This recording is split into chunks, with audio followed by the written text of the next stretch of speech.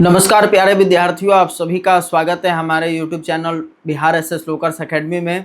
आज मैं आप लोगों को 11th क्लास के विद्यार्थियों के लिए हिंदी बुक का पहला अध्याय पूस की रात का लेखक परिचय आज मैं आप लोगों को पढ़ाने वाला हूं, जिसके लेखक आप लोग फिगर से समझ गए होंगे कि प्रेमचंद जी हैं। तो हम लोग आज प्रेमचंद जी के बारे में जानेंगे।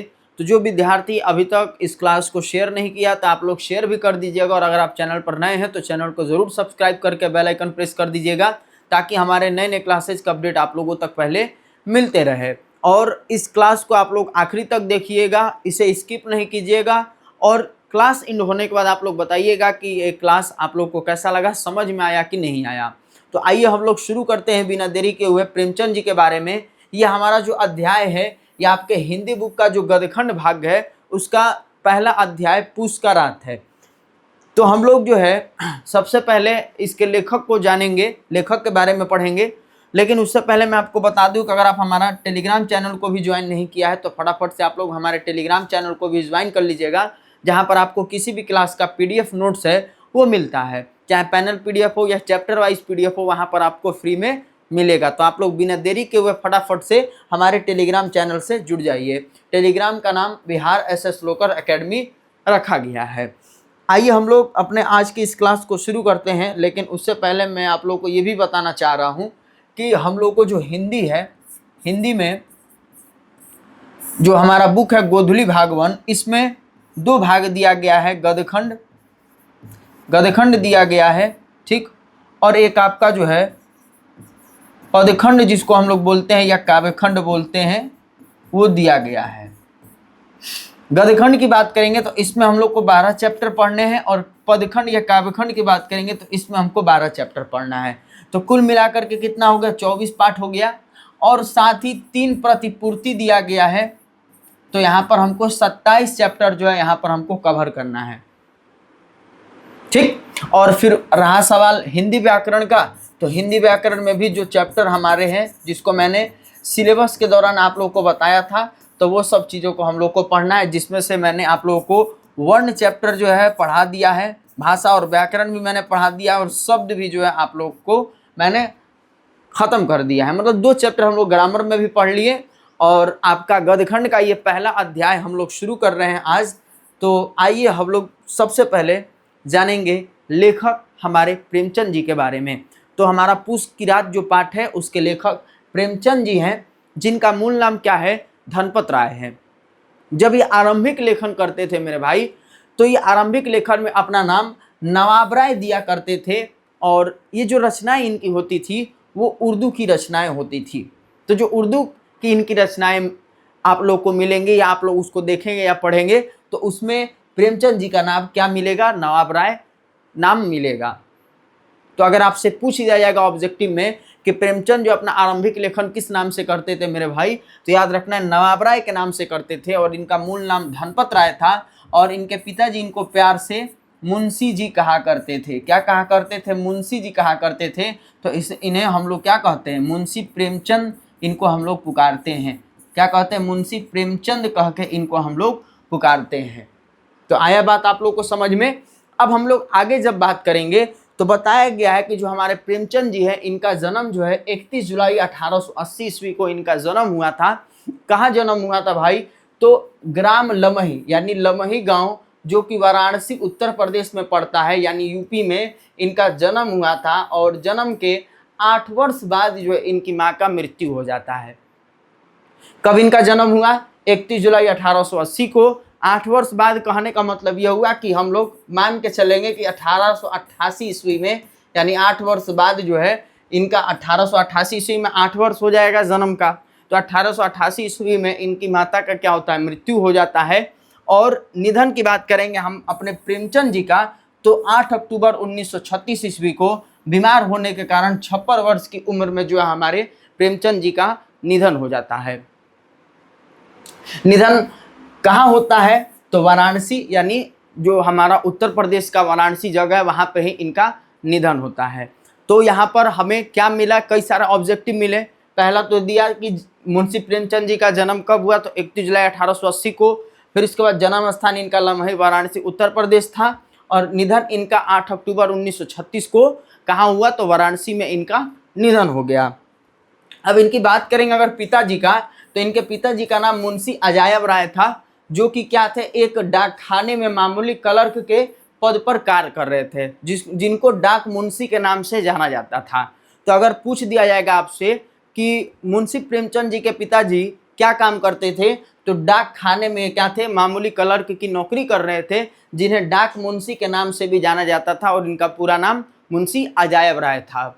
इनकी माता की बात करेंगे तो इनकी माता का नाम आनंदी देवी था, और इनके जो दादाजी थे उन्हें गुरु सहाय नाम उनका था, दादाजी का सराय पटवारी भी इनको कहा जाता था, और ये भी क्या थे, डाक खाने में क्लर्क के रूप में काम कर रहे थे। यानी इनके पिताजी भी, इनके दादा भी क्लर्क के रूप में नौकरी कर रहे थे डाक खाने में। दादा गुरु सहाय सराय पटवारी और मुंशी अजायब राय इनके कौन थे, पिताजी थे, और माता आनंदी देवी थी।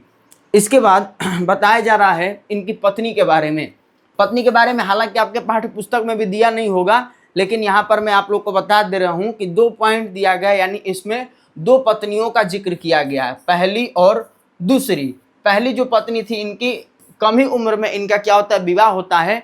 तो पहली पत्नी इनको क्या करती है, छोड़ करके चली जाती है, और फिर बाद में एक दूसरे लड़की से विवाह करते हैं, जो एक क्या रहती है, वो विधवा महिला रहती है, तो उनसे ये बाद में फिर विवाह करते हैं। दिया जा रहा है कि प्रेमचंद जी का पहला विवाह बहुत कम उम्र में, यानी 15 से 16 वर्ष में ही अन्नपूर्णा देवी के साथ हुआ था। इनका पहला विवाह किसके साथ हुआ भाई, तो अन्नपूर्णा देवी के साथ हुआ 15 से 16 वर्ष की उम्र में ही। और कहा जा रहा है कि लेकिन यह विवाह सफल नहीं रहा, बाद में प्रेमचंद होगा, ठीक ना, बाद में प्रेमचंद अलग हो गए और पत्नी छोड़ करके चली गई। यानी पहला विवाह इनका 15 से 16 वर्ष की उम्र में हुआ अन्नपूर्णा देवी से, लेकिन ये इनकी जो पत्नी थी वो इनको छोड़ करके चली जाती हैं।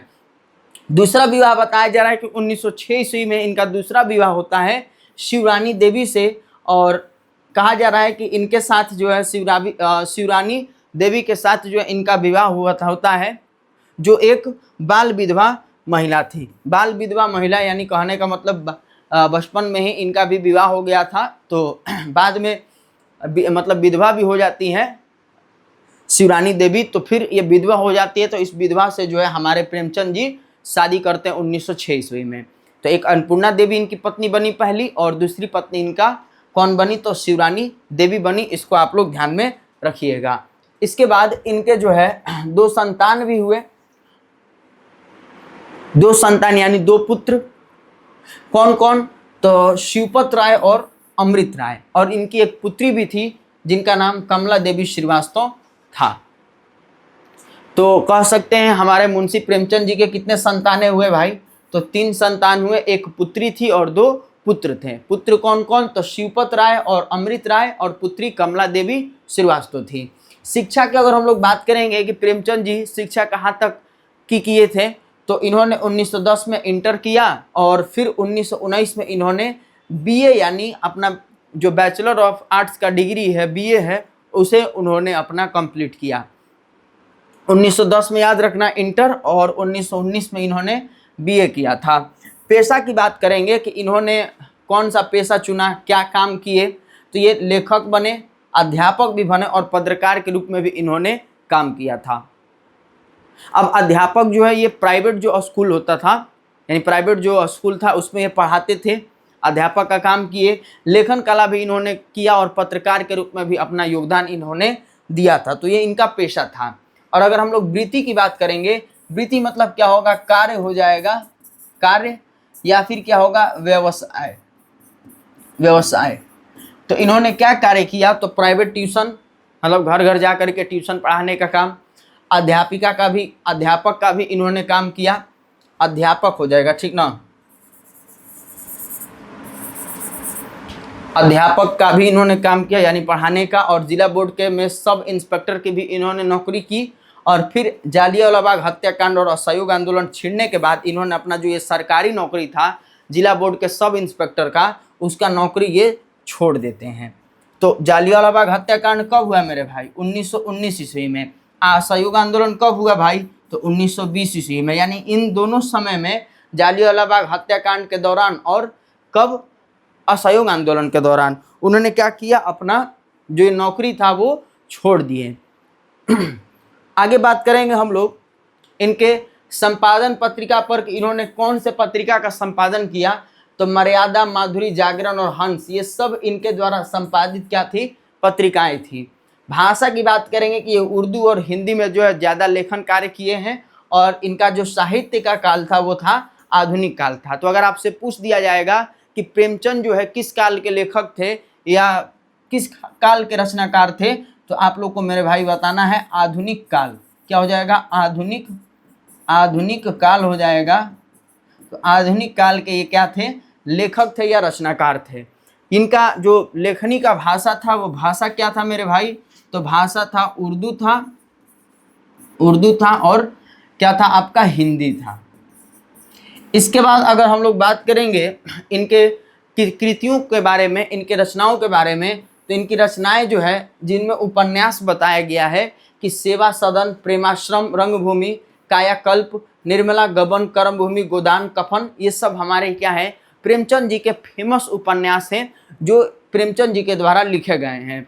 इसके बाद अगर इनके द्वारा लिखी गई कहानियों की बात करेंगे तो कहा जा रहा है कि मानसरोवर इसके 8 खंड है जिसमें लगभग 300 कहानियां हैं। मानसरोवर की रचना हमारे मुंशी प्रेमचंद जी ही ने किया था, जो 8 खंडों में विभक्त है, और इसमें कहा जा रहा है कि लगभग 300 कहानियां जो इन्होंने लिखी है। जैसे पूस की रात ये कहानी है जिसको हम लोग को पढ़ना है, उसी तरह अनाथ लड़की हो गया, कफन, कातिल, नमक का दरोगा, दूसरी शादी, दिल की रानी, 2 बैलों की कथा, नरक का मार्ग, कर्मों का फल, इज्जत का खून, स्वर्ग की देवी, पत्नी से पति, सौत, पंच परमेश्वर, ये सब जितने भी हमने नाम पढ़ा ये सब क्या थे, प्रेमचंद जी के द्वारा लिखे गई कहानियां थी। और ये कहानियों की संख्या कितनी है, तो लगभग 300 के करीब इनकी कहानियां हैं।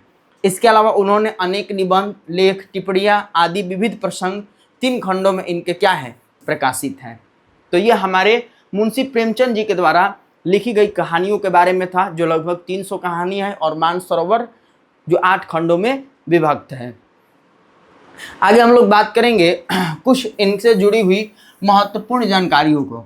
लेखक के बारे में हम लोग को जितना जानना था उतना हम लोगों ने समझ लिया कि लेखक प्रेमचंद जी का जन्म कब हुआ, इनका जन्म स्थान क्या था, निधन स्थान क्या था, निधन कब हुआ, इनके माता पिता का नाम क्या था, इनके द्वारा किए गए जो वृत्ति यानी कार्य जो थे वो क्या थे, इनके द्वारा लिखी गई रचनाएं कौन कौन सी थी, ये किस काल के लेखक थे, इनकी रचनाओं की भाषा क्या है, उन सभी को हम लोगों ने देख लिया। अब इनसे जुड़ी हुई कुछ अन्य जानकारियों को भी हम लोग देखेंगे। और जो पूस की रात पाठ है हमारा, पूस की रात, ठीक ना, पूस की रात जो पाठ है ये एक कहानी है। इसमें इस कहानी में कई पात्र है, जैसे एक हल्कू रहता है, हल्कू जो एक गरीब किसान है। दूसरा इनकी जो पत्नी रहती है मुन्नी, वो इनकी पत्नी रहती है, और हल्कू का एक कुत्ता रहता है जिसका नाम जबरा होता है।